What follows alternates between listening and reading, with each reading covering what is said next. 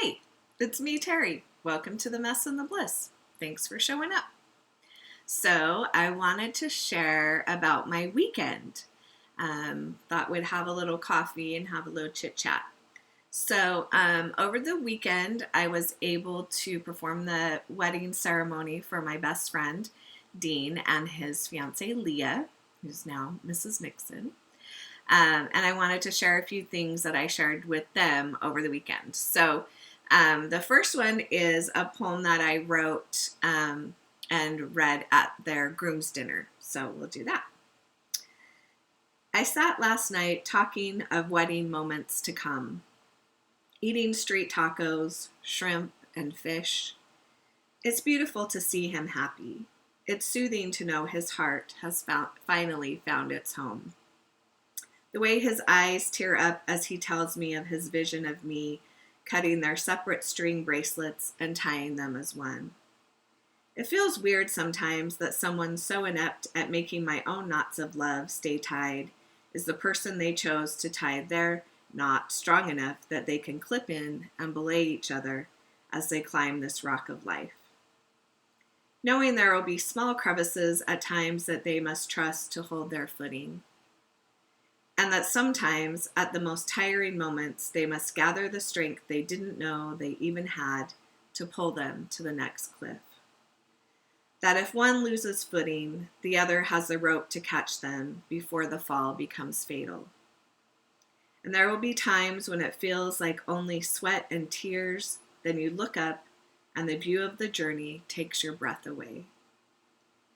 And you know, in that moment, the climb was worth it all.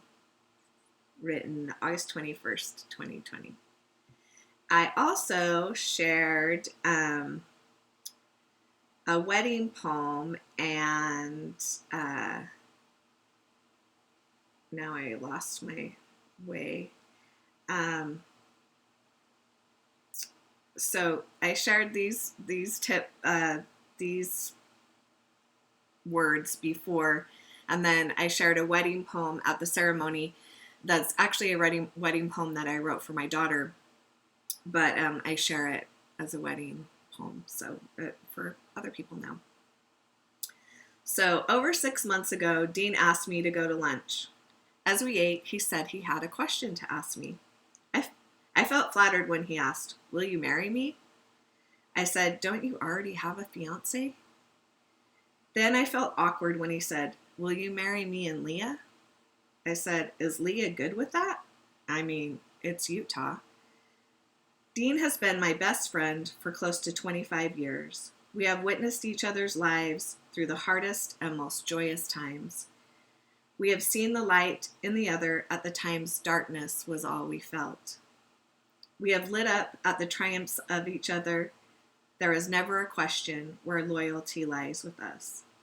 So for the last few months, I felt nervous about how to do this, connecting in marriage, my best friend, and the woman he loves.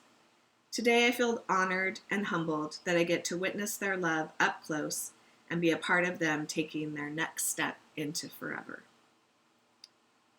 And then the poem. Wedding poem.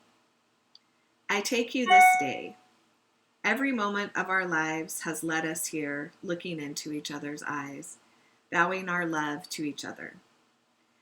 As we take each other's hand, we promise to help each other be the best versions of ourselves, to encourage each other to live our own dreams and colorfully weave them together, to dance this dance of life as two becoming one. I will catch you when you fall.